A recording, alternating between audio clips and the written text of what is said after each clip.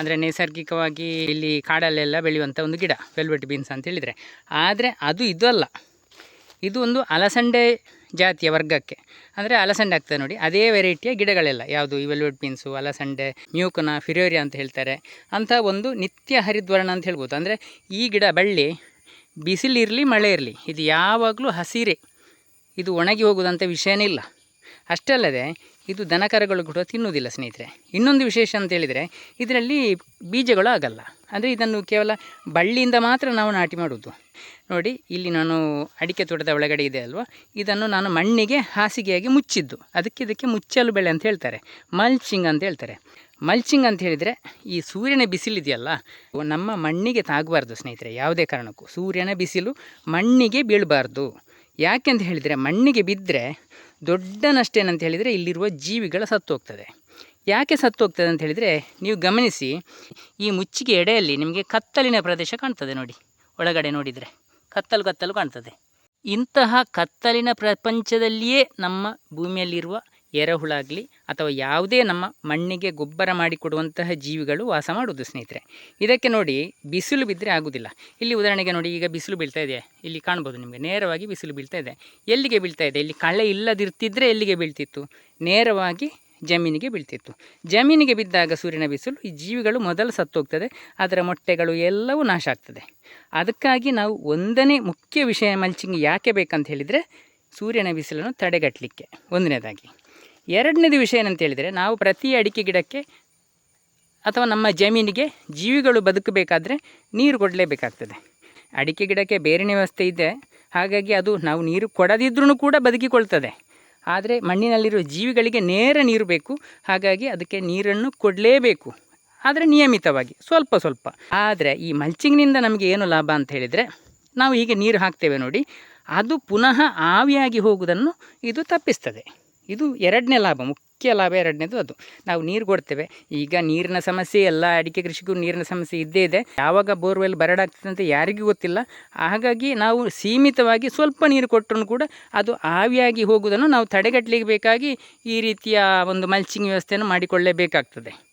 ಆದರೆ ಕೆಲವರು ಏನು ಮಾಡ್ತಾರೆ, ಕಳೆ ಅಂತ ಹೇಳಿದರೆ ಮೂಗು ಮುರಿಯುವವರೇ ಇರುವಂಥದ್ದು, ಅಂದರೆ ಅವರಿಗೆ ತೋಟದ ಒಳಗಡೆ ಹೋಗಲಿಕ್ಕೆ ಆಗೋದಿಲ್ಲ. ಈ ರೀತಿಯೆಲ್ಲ ವ್ಯವಸ್ಥೆ ವಿಷಯಗಳಿದೆ.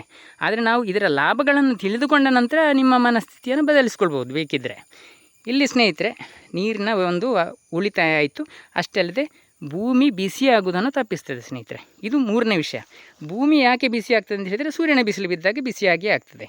ಹೀಗೆ ಬಿಸಿಯಾದಾಗ ಇಲ್ಲಿರುವ ನೀರಿನಂಶ ಮತ್ತು ಮೇಲೆ ಆವಿಯಾಗಿ ಹೋಗ್ತದೆ. ಇದು ದೊಡ್ಡ ವಿಷಯ ಅಲ್ವಾ ನಮಗೆ. ಹಾಗಾಗಿ ಭೂಮಿ ತಂಪಾಗಿರಬೇಕಾದ್ರೆ ಇಲ್ಲಿ ಮಲ್ಚಿಂಗ್ ಬೇಕೇ ಬೇಕು.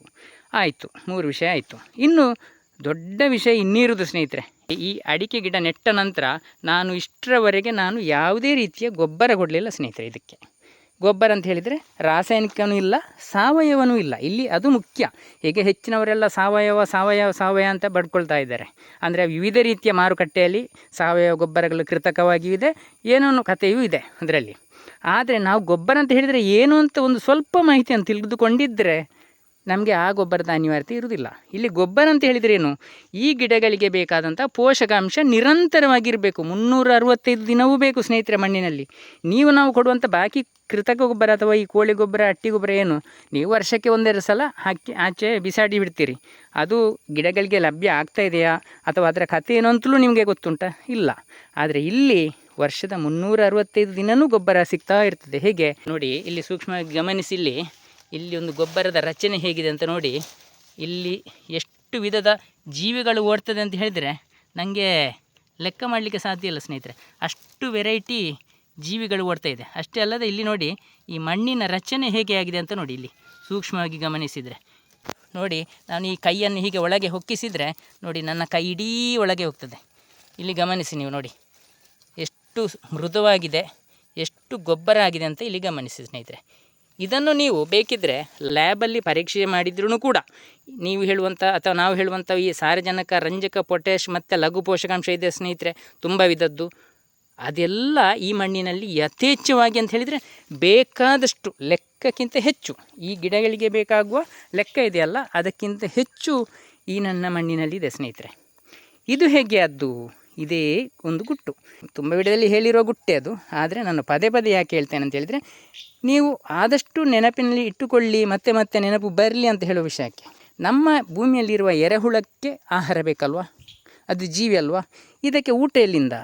ಇದಕ್ಕೆ ಊಟವೇ ಹೀಗೆ ಬಂದಿರುವ ಕಳೆಗಳು ಮತ್ತು ನಾವು ನೆಟ್ಟಿರುವ ಎಡೆ ಕೃಷಿ ಇರ್ಬೋದು, ಅಥವಾ ಹೀಗೆ ಬಿದ್ದಿರುವ ಇದರ ಕಸಕಡ್ಡಿಗಳು, ತ್ಯಾಜ್ಯಗಳು, ಒಣಗಿದ ಎಲ್ಲ ಕಸಕಡ್ಡಿಗಳು ಈ ನಮ್ಮ ಜೀವಿಗಳಿಗೆ ಆಹಾರ, ಈ ಎರೆಹುಳಗಳಿಗೆ ಊಟ ಆದ ನಂತರ ಏನಾಗ್ತದೆ, ಆ ಜೀವಿಗಳು ದಷ್ಟಪುಷ್ಟವಾಗಿ ಬೆಳೀತದೆ ಸ್ನೇಹಿತರೆ.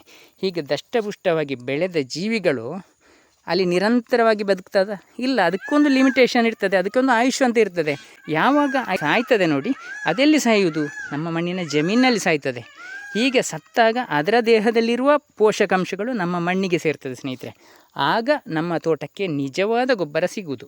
ಯಾವುದೇ ರೀತಿಯ ಹಿಕ್ಕೆಯಲ್ಲಿ ಗೊಬ್ಬರದ ಅಂಶ ಇಲ್ಲ ಅಂತಲ್ಲ, ಆದರೆ ನಮ್ಮ ಮಣ್ಣಿನಲ್ಲಿರುವ ಎರೆಹುಳಗಳು ಕೂಡ ಇಲ್ಲಿರುವ ತ್ಯಾಜ್ಯಗಳನ್ನು ತಿಂದು ಅದರ ಎರೆಹುಳದ ದೇಹ ಬಲಿಷ್ಠವಾಗಿರ್ತದೆ ಹೊರತು ಅದರಲ್ಲಿ ಇರುವ ಹಿಕ್ಕೆಯಿಂದ ನಾವು ಹೇಳಿದಷ್ಟು ಏನೋ ಒಂದು ಇದೆ ಅಂತ ಹೇಳುವಷ್ಟು ಗೊಬ್ಬರದ ಅಂಶ ಇಲ್ಲ ಸ್ನೇಹಿತರೆ. ಅದು ಕೋಳಿ ಗೊಬ್ಬರನಾದಾಗಿರಲಿ, ದನದ ಸೆಗಣಿ ಆಗಿರಲಿ, ಅಥವಾ ಯಾವುದೇ ಆಗಿರಲಿ, ನೀವು ತಿಳ್ಕೊಂಡಷ್ಟು ಗೊಬ್ಬರದ ಅಂಶ ಇಲ್ಲ.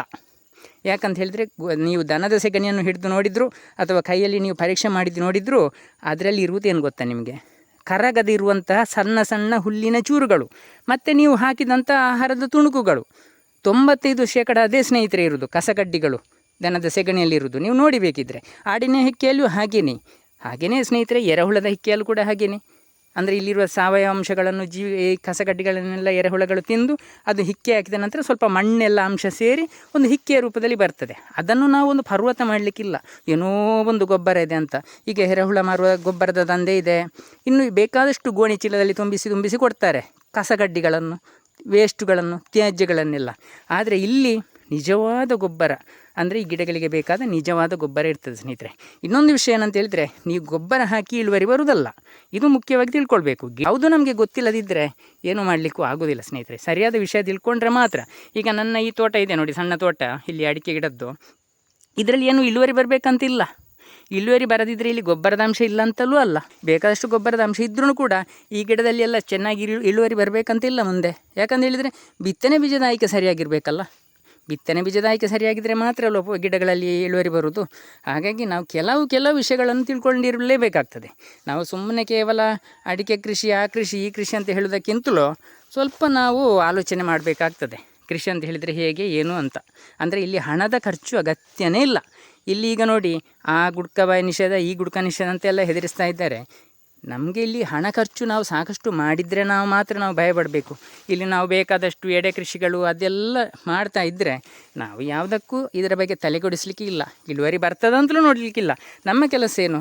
ಗಿಡಗಳನ್ನು ಜಮೀನಲ್ಲಿ ಇಟ್ಟು ಬಿಡುವುದು. ಬಾಕಿ ಕೆಲಸವನ್ನೆಲ್ಲ ಆ ಗಿಡಗಳೇ ಮಾಡಿಕೊಳ್ತದೆ, ಅದರ ಆಹಾರವನ್ನು ಅದೇ ತಯಾರಿಸಿಕೊಳ್ತದೆ. ನಮ್ಮ ಮಣ್ಣಿನಲ್ಲಿರುವ ಜೀವಿಗಳು ಅದಕ್ಕೆ ಬೇಕಾದಂಥ ವ್ಯವಸ್ಥೆಯನ್ನು ಮಾಡಿಕೊಡ್ತದೆ, ಊಟದ ವ್ಯವಸ್ಥೆಯನ್ನು ಮಾಡಿಕೊಡ್ತದೆ. ನಾವು ನೆಮ್ಮದಿಯಾಗಿ ಊರಿನಲ್ಲಿ ಏನಾದರೂ ಒಂದು ಕೆಲಸ, ಅದು ಏನೂ ಇರ್ಬೋದು ಸ್ನೇಹಿತರೆ, ಆಗ ನಮಗೆ ಯಾವುದೇ ಚಿಂತೆ ಇಲ್ಲ. ನಮಗೆ ಇಳುವರಿಯಲ್ಲೂ ಲಾಭ, ಊರಿನಲ್ಲೂ ಒಂದು ಕೆಲಸ ಮಾಡಿಕೊಂಡು ಲಾಭ. ನಾವು ಯಾವುದಕ್ಕೂ ಜಾಸ್ತಿ ಚಿಂತೆ ಮಾಡದೆ, ಸಾಲ ಮಾಡದೆ ನೆಮ್ಮದಿಯಾಗಿ ಇದ್ದರೆ ನಮ್ಮ ಆರೋಗ್ಯವೂ ಹೆಚ್ಚಾಗ್ತದೆ. ನೋಡಿ, ನನ್ನ ತೋಟದಲ್ಲಿ ಯಾವುದೇ ರಾಸಾಯನಿಕದ ಅಂಶ ಇಲ್ಲ, ಅಥವಾ ನಾವು ಕೃತಕವಾಗಿ ಕೊಟ್ಟಂತಹ ಗೊಬ್ಬರದ ಅಂಶ ಇಲ್ಲ. ಹಾಗಾಗಿ ಇಲ್ಲಿರುವ ಗಾಳಿ ಕೂಡ ಪರಿಶುದ್ಧವೇ, ನೈಸರ್ಗಿಕವೇ, ಎಲ್ಲ ಕೂಡ ನೈಸರ್ಗಿಕವೇ. ಹಾಗಾಗಿ ನಾವು ಯಾವುದಕ್ಕೂ ಚಿಂತೆ ಮಾಡುವಂಥ ಪ್ರಶ್ನೆ ಇಲ್ಲ ಸ್ನೇಹಿತರೆ. ಇಳುವರಿ ಬೀಜದ ಆಯ್ಕೆ ಒಳ್ಳೆಯದಾಗಿದ್ದರೆ ಖಂಡಿತ ಬರ್ತದೆ. ಗಿಡದ ಬೆಳವಣಿಗೆ, ನಮ್ಮ ಮಣ್ಣಿನಲ್ಲಿ ಸಾಕಷ್ಟು ಪೋಷಕಾಂಶವಿದ್ದರೆ ಖಂಡಿತ ಅದು ಒಳ್ಳೆಯದೇ ಆಗ್ತದೆ. ನೋಡಿ, ಈ ಅಡಿಕೆ ಗಿಡದ ಬುಡವನ್ನು ಗಮನಿಸಿ. ನಾನು ಸ್ವಲ್ಪ ಬುಡವನ್ನು ಸ್ವಚ್ಛ ಮಾಡಿದ್ದೇನೆ. ಯಾಕಂತ ಹೇಳಿದರೆ ಅದು ಇನ್ನೊಂದು ವಿಡಿಯೋದಲ್ಲಿ ನಾನು ಇದರ ಬಗ್ಗೆ ಮಾಹಿತಿ ಕೊಡ್ತೇನೆ. ನಮ್ಮ ಅಡಿಕೆ ಗಿಡದ ಬುಡ ಯಾಕೆ ಸ್ವಚ್ಛವಾಗಿರಬೇಕು ಅಂತ. ನಿಮ್ಮ ಹೆಚ್ಚಿನವರ 100ಕ್ಕೆ 99ರಷ್ಟು ಜನರ ಅಡಿಕೆ ಗಿಡದ ಬುಡ ಗಲೀಜಲ್ಲಿರ್ತದೆ. ಯಾಕಂತ ಹೇಳಿದರೆ ಇದ್ದ ಬದ್ದ ಗಲೀಜು ಗೊಬ್ಬರವನ್ನೆಲ್ಲ ಬುಡಕ್ಕೆ ತುಂಬಿಸಿರ್ತಾರೆ. ಆದರೆ ನಮ್ಮ ಬುಡ ಸ್ವಚ್ಛವಾಗಿರಬೇಕು ಸ್ನೇಹಿತರೆ. ನಮ್ಮ ಬಾಯಿ ಹೇಗೆ ಸ್ವಚ್ಛವಾಗಿರಬೇಕು ಅಂದರೆ ಆಹಾರ ಪ್ರವೇಶಿಸುವ ಜಾಗ ನಮ್ಮ ಬಾಯಿ, ಅದೇ ರೀತಿ ನಮ್ಮ ಅಡಿಕೆ ಗಿಡದ ಬೇರುಗಳು ಹುಟ್ಟುವ ಜಾಗ ಈ ಅಡಿಕೆ ಗಿಡದ ಬುಡ, ಇಲ್ಲಿ ಸ್ವಚ್ಛವಾಗಿರಬೇಕು. ನಾವು ವರ್ಷಕ್ಕೆ 1-2 ಸಲ ಈ ಕೆಲಸವನ್ನು ಮಾಡಿದರೆ ಇಲ್ಲಿ ಬಿದ್ದಿರುವಂಥ ಅಡಿಕೆಗಳನ್ನು ಕೂಡ ಸುಲಭವಾಗಿ ಹೆಕ್ಕಲಿಕ್ಕೆ ಆಗ್ತದೆ. ಅದು ಇನ್ನೊಂದು ವಿಡಿಯೋದಲ್ಲಿ ನಾನು ಹೇಳ್ತೇನೆ ಅದರ ಬಗ್ಗೆ ಹೆಚ್ಚಿನ ಮಾಹಿತಿ. ಈ ವಿಡಿಯೋದಲ್ಲಿ ಇಷ್ಟು ಸಾಕು ಸ್ನೇಹಿತರೆ. ಅಂದರೆ ಇಲ್ಲಿ ನಮಗೆ ಬೇಕಾದ್ದೇನಂತ ಹೇಳಿದರೆ ಮುಚ್ಚಿಗೆ ಯಾಕೆ ಬೇಕಂತ ಹೇಳಿದರೆ ಅದನ್ನು ಕಳೆ ಅಂತ ತಿಳ್ಕೊಳ್ಳೋದಲ್ಲ, ಮುಚ್ಚಿಗೆ ಅಂತ ತಿಳ್ಕೊಳ್ಳಿ. ಮಣ್ಣಿಗೆ ಸೂರ್ಯನ ಬಿಸಿಲು ತಾಗದ ಹಾಗೆ ನಾವು ಮಾಡುವ ಒಂದು ವ್ಯವಸ್ಥೆ ಅಂತ ಇಟ್ಕೊಳ್ಳಿ. ಅದಕ್ಕೆ ಟರ್ಪಲ್ ಒದಿಸುವುದಲ್ಲ ಸ್ನೇಹಿತರೆ, ಈಗ ಅದೊಂದು ಟ್ರೆಂಡ್ ಶುರುವಾಗಿದೆ. ಅಡಿಕೆ ಮರದ ಬುಡಕ್ಕೆ ಕಪ್ಪು ಟರ್ಪಲಿನ ಒದಿಸುವುದು ಅಂದರೆ ಅರ್ಥ ಇಲ್ಲ. ಇನ್ನು ಬಿಟ್ಟರೆ ಟೈಲ್ಸು ಹಾಕ್ಯಾರು, ಏನೂ ಮಾಡಲಿಕ್ಕೆ ಆಗೋದಿಲ್ಲ ಅದು. ಆದರೆ ನಾವು ತಿಳ್ಕೊಳ್ಬೇಕಾದ್ದೇನಂತ ಹೇಳಿದರೆ ಮುಚ್ಚಿಗೆ ಯಾಕೆ ಬೇಕಂತ ಹೇಳಿದರೆ ಸೂರ್ಯನ ಬಿಸಿಲು ಬೀಳದಾಗೆ. ಅದಕ್ಕೆ ಟರ್ಪಲ್ ಹಾಕೋದಲ್ಲ. ಟರ್ಪಲನ್ನು ಎರೆಹುಳಗಳಿಗೆ ಊಟ ಅಲ್ಲ ಅದು ಟರ್ಪಲು. ಅದು ನಮ್ಮ ಮಣ್ಣಿಗೆ ಹಾನಿ ಮಾಡ್ತದೆ. ಬಿಸಿಲಲ್ಲಿ ಒಣಗಿ ಅದರ ಸಣ್ಣ ಸಣ್ಣ ತುಣುಕುಗಳು, ಟರ್ಪಲಿನ ತುಣುಕುಗಳು ಪ್ಲಾಸ್ಟಿಕ್ ಜಮೀನಿಗೆ ಒಳಗೆ ಬಿದ್ದರೆ ಏನೆಲ್ಲ ಅನಾಹುತ ಆಗ್ತದೆ ಅಂತ ಸಾಕಷ್ಟು ಮಾಹಿತಿಗಳು ಬೇರೆ ಬೇರೆ ಕಡೆಯಿಂದ ಬರ್ತಾ ಇದೆ. ಅದನ್ನು ಬಿಟ್ಟು ನಾವು ಈ ಅನೈಸರ್ಗಿಕವಾದ ಟರ್ಪಲನ್ನು ಏನೇನು ಹಾಕೋದಕ್ಕಿಂತ ಹೀಗೆ ನೈಸರ್ಗಿಕವಾಗಿ ನಮ್ಮ ಜಮೀನಲ್ಲಿ ಬಂದಿರುವಂಥ ಕಳೆಗಳನ್ನೇ, ಅದು ವೆಲ್ವೆಟ್ ಬೀನ್ಸ್ ಅಂತ ನಾನು ಹೇಳ್ತಾ ಇಲ್ಲ, ನಿಮ್ಮ ಜಮೀನಲ್ಲಿ ಯಾವುದು ಇದೆ ಅದು ಹುಲ್ಲೇ ಬೇಕಿದ್ರೆ ಇರಲಿ, ಕೊನೆಯ ಪಕ್ಷ ಅದು ನಮ್ಮ ಮಣ್ಣನ್ನು ರಕ್ಷಣೆ ಮಾಡ್ತದೆ ಸ್ನೇಹಿತರೆ. ಈ ಮಾಹಿತಿ ಕೂಡ ನಿಮಗೆ ಇಷ್ಟೆಲ್ಲ ಒಂದು ವಿವರಣೆ ಎಲ್ಲಿ ವಿಡಿಯೋದಲ್ಲಿ ನಿಮಗೆ ಯೂಟ್ಯೂಬಲ್ಲಿ ಸಿಗೋದು ಕೂಡ ಇಲ್ಲ.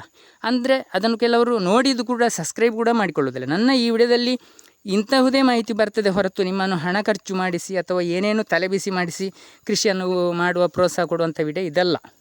ಇದು ಅತಿ ಕಡಿಮೆ ಹಣದಲ್ಲಿ ಹೇಗೆ ನಾವು ಕೃಷಿ ಮಾಡಿ ಒಳ್ಳೆಯ ಇಳುವರಿಯನ್ನು ಪಡೆದುಕೊಂಡು ಎಷ್ಟು ಲಾಭ ಮಾಡಬಹುದು ಅಂತ ಹೇಳಿಕೊಡುವಂಥ ಒಂದು ವಿಡಿಯೋ. ನೋಡಿ, ಕೆಲವರು ಹೇಳ್ತಾರೆ ಕಳೆಯಿಂದ ಅಡಿಕೆ ಹೆಕ್ಕುವುದು ಹೇಗೆ ಅಂತ. ಇಲ್ಲಿ ನೋಡಿ, ನಿಮಗೆ ನನ್ನ ಅಡಿಕೆ ಒಂದು ಬಿದ್ದ ಒಂದು ಚಂದ ನೋಡಿ. ಇದಕ್ಕೆ ಕಮ್ಮಿ ಅಂತ ಹೇಳಿದರು, ಒಂದು 10 ದಿನಕ್ಕಿಂತ ಮೇಲಾಯಿತು ಸ್ನೇಹಿತರೆ ಈ ಅಡಿಕೆಗೆ. ನಾನೇನು ಹೆಕ್ಕಲಿಕ್ಕೆ ಪದೇ ತೋಟಕ್ಕೆ ಬರುವುದೇ ಇಲ್ಲ. ಯಾಕಂತ ಹೇಳಿದರೆ ತೋಟಕ್ಕೆ ಬರುವುದೇ ನನ್ನ ಕೆಲಸ ಕೂಡ ಅಲ್ಲ. ನನಗೆ ಬೇಕಾದಷ್ಟು ಕೆಲಸಗಳಿದೆ ಹಣ ಮಾಡುವಂಥದ್ದು. ಹಾಗಾಗಿ ಅಡಿಕೆ ಕೂಡ ನನ್ನ ಒಂದು ಕಳೆಯ ಗಿಡ ಅಂತಲೇ ನಾನು ತಿಳ್ಕೊಂಡಿದ್ದೇನೆ. ನೋಡಿ, ಇನ್ನೊಂದು 10 ದಿನದ ಒಳಗಡೆಗೆ ಬಂದರೆ ಈ ಅಡಿಕೆಯನ್ನು ಹೆಕ್ಕಿಕೊಂಡು ಹೋಗಿ ನನ್ನ ಸೋಲಾರ್ ಗೂಡಲ್ಲಿದೆ, ಅಂದರೆ ಮಳೆಗಾಲದಲ್ಲಿ ಒಣಗಿಸಲಿಕ್ಕೆ ಬೇಕಾದಂಥ ವ್ಯವಸ್ಥೆ, ಅದರಲ್ಲಿ ಹಾಕಿಬಿಟ್ರೆ ಅಡಿಕೆ ಒಣಗ್ತದೆ. ಅಷ್ಟೇ ಕೆಲಸ ಇಲ್ಲಿ. ಹಾಗಾಗಿ ನಾವು ಯಾವುದಕ್ಕೂ ಅಡಿಕೆ ಹೆಕ್ಕುವುದು ಹೇಗೆ ಅಂತಲೇ ಚಿಂತೆ ಮಾಡುವಂಥ ಅಗತ್ಯ ಇಲ್ಲ. ಅಡಿಕೆ ಆದರೆ ಅಲ್ವ ಸ್ನೇಹಿತರೆ, ನೋಡಿ ಎಷ್ಟು ಅಡಿಕೆ ಇದೆ ಅಂತ ನೋಡಿ ಇದರಲ್ಲಿ. ಅದು ಕೆಲವು ಸಲ ಬೆಳಕಿಗೆ ಅಷ್ಟೊಂದು ಸರಿಯಾಗಿ ಬರುವುದಿಲ್ಲ ವಿಡಿಯೋ. ನೋಡಿ, ಕಾಣ್ತದಾ? ನೋಡಿ ಎಲ್ಲಿದೆ, ಜಾಯಿಕಾಯಿ ಗಿಡದ ಬುಡದಲ್ಲಿದೆ ಈ ಅಡಿಕೆ ಗಿಡ ಕೂಡ. ನೋಡಿ, ಇಲ್ಲಿ ಅಡಿಕೆ ಮರದ ಬುಡ ಇದೆ, ನೋಡಿ ಇಲ್ಲಿ ಜಾಯಿಕಾಯಿ ಗಿಡದ ಬುಡ ಇದೆ. ನೋಡಿ, ಬೇಕಾದಷ್ಟು ಗೊಬ್ಬರದ ರಚನೆ ಆಗಿದೆ. ಹೀಗೆಲ್ಲ ನಾವು ಎಡೆ ಕೃಷಿ ಮಾಡಿದರೆ ನಮ್ಮ ಕೃಷಿ ಜೀವನ ಅಂತೂ ಸೂಪರ್ ಇರ್ತದೆ ಸ್ನೇಹಿತರೆ. ಅಷ್ಟೇ, ಇಲ್ಲಿ ನಾವು ಇದಕ್ಕೆ ತಲೆ ಕೆಡಿಸ್ಕೊಳ್ಳುವಂಥ ಪ್ರಶ್ನೆಯೇ ಬರುವುದಿಲ್ಲ. ನಾವು ಸ್ವಲ್ಪ ವಿಷಯವನ್ನು ತಿಳ್ಕೊಳ್ಳೋದು, ಆರಾಮಾಗಿ ಇರುವುದು. ಈ ಕೃಷಿ ಮಾಹಿತಿ ನಿಮಗೆಲ್ಲ ಇಷ್ಟವಾಗಿದ್ದರೆ, ಸಬ್ಸ್ಕ್ರೈಬ್ ಮಾಡದೆ ನೋಡ್ತಿದ್ದರೆ ದಯವಿಟ್ಟು ಸಬ್ಸ್ಕ್ರೈಬ್ ಮಾಡಿ, ಹಾಗೆಯೇ ಬೇರೆಯವರಿಗೂ ಶೇರ್ ಮಾಡಿ, ಒಂದು ಲೈಕ್ ಕೊಡಿ ಸ್ನೇಹಿತರೆ. ಮುಂದಿನ ವಿಡಿಯೋದೊಂದಿಗೆ ಮತ್ತೆ ಸಿಗೋಣ. ಧನ್ಯವಾದಗಳು. ಕೆಲವರು ವಿಡಿಯೋದಲ್ಲಿ ಏನೇನು ಮಾಹಿತಿ ಕೊಡ್ತಾ ಇರ್ತಾರೆ, ಕೃಷಿ ಅಂತ ಹೇಳಿದರೆ ಹಾಗೆ ಮಾಡಬೇಕು, ಹೀಗೆ ಮಾಡಬೇಕು ಅಂತ. ನಾವು ಏನಾದರೂ ಎಡೆ ಕೃಷಿ ಮಾಡಿ ನಮ್ಮ ಖರ್ಚಿಗೆ ಬೇಕಾದಷ್ಟು ಹಣವನ್ನು ಅದರಲ್ಲಿ ಕೂಡ ಮಾಡಿಕೊಂಡ್ರೆ ನಮಗೆ ಏನೂ ಸಮಸ್ಯೆ ಇಲ್ಲ. ನೋಡಿ, ಇದು ಅಡಿಕೆ ಎಷ್ಟು ಸಿಕ್ಕಿದೆ, ಒಂದು ಬಾಲ್ದಿ ನೋಡಿ, ಮಳೆಗಾಲದ ಅಡಿಕೆ. ಕೆಲವರಿಗೆ ಅನಿಸ್ಬೋದು ಇದೇನು ರೋಗದ ಅಡಿಕೆ ರೀತಿ ಇದೆ ಅಂತ. ಅಲ್ಲ ಸ್ನೇಹಿತರೆ, ಇದು ರೋಗದ ಅಡಿಕೆ ಅಲ್ಲವೇ ಅಲ್ಲ. ನೋಡಿ, ಬೇಕಿದ್ದರೆ ಇಲ್ಲಿ ಒಂದು ಅಡಿಕೆಯನ್ನು ನಿಮಗೆ ಬೇಕಾದರೆ ತುಂಡರಿಸಿ ನೋಡಿ ತೋರಿಸ್ತೇನೆ ನಿಮಗೆ. ಈ ಅಡಿಕೆ ರೋಗದ್ದಲ್ಲ, ಇದು ಎಷ್ಟು ಆರೋಗ್ಯದ ಅಡಿಕೆ ಅಂತ. ಇದನ್ನು ನಾನು ಪದೇ ಇದು ನಿಜವಾಗಿ ಇದು ಹಣ್ಣು ಕೊಳ್ತಿದೆ. ಇದರ ಪಲ್ಪ್ ನೋಡಿ, ಇದು ಕೊಳ್ತೋಗಿದೆ. ಇದ್ರ ಮೊಳಕೆ ಬರಬೇಕಾದ್ರೆ 45 ದಿನ ಇಲ್ಲಿ ಬಿಡಬೇಕು ಸ್ನೇಹಿತರೆ. ಈ ಬೀಜ ಮೊಳಕೆ ಬರಬೇಕಾದ್ರೆ ನಾವು ಒಂದು 10-15 ದಿನದ ಒಳಗಡೆ ಇದನ್ನು ಹೆಕ್ಕಿಕೊಂಡು ಹೋದರೆ ಇದರ ಮೇಲಿನ ಪಲ್ಪೆಲ್ಲ ಕರಗಿ ಇದರ ಅಂಶ ಮಣ್ಣಿಗೆ ಸೇರ್ತದೆ ಸ್ನೇಹಿತರೆ. ಅದು ನಾವು ಐಡಿಯಾ ಮಾಡಿಕೊಳ್ಬೇಕಂತ ಹೇಳೋದು. ಅದಕ್ಕೆ ನಾವು ಫ್ರೆಶ್ ಹಣ್ಣನ್ನು ಇಲ್ಲಿಂದ ಎತ್ಕೊಂಡು ಹೋದರೆ ದಿನಾಲು ಬಂದು ನಮ್ಮ ಜಮೀನಿಗೆ ಹಾನಿ ಆಗ್ತದೆ. ನಾವು ಸಹ ಪದೇ ಬಂದರೆ ಈ ಪಲ್ಪಿನ ರಸ, ಇದರ ಹಣ್ಣಿನ ರಸ ನೋಡಿ ಹೀಗೆ ಬೀಳ್ತದೆ. ನೋಡಿ, ಹೀಗೆ ಇದು ಕೊಳೆತಾಗಿ ಇದರ ರಸ ಬೀಳ್ತದೆ. ನೋಡಿ, ಇದೆಲ್ಲ ಸಂಪೂರ್ಣ ಕೊಳ್ತೋಗಿದೆ. ಎಲ್ಲಿಗೆ ಹೋಯಿತು? ನನ್ನ ಮಣ್ಣಿನ ಜಮೀನಿಗೆ ಹೋಯಿತು. ಈಗ ಅಡಿಕೆ ಹಾಳಾಗಿದೆಯಾ? ಖಂಡಿತ ಇಲ್ಲ ಸ್ನೇಹಿತರೆ. ನಿಮಗೆ ಬೇಕಾದರೆ ನೇರವಾಗಿ ನಾನು ತೋರಿಸ್ತೇನೆ ಇದು ಒಳಗೆ ಹೇಗಿದೆ ಅಂತ.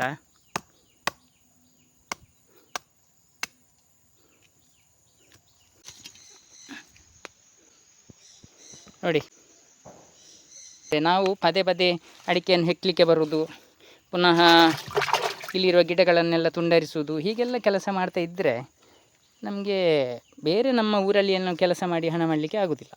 ಹಾಗಾಗಿ ನಾವು ಅಡಿಕೆ ತೋಟವನ್ನು ನಂಬಬೇಕು, ಆದರೆ ಅಡಿಕೆಯನ್ನೇ ನಂಬಿ ಕೂರಬಾರ್ದು. ಇಷ್ಟೇ ವಿಷಯ.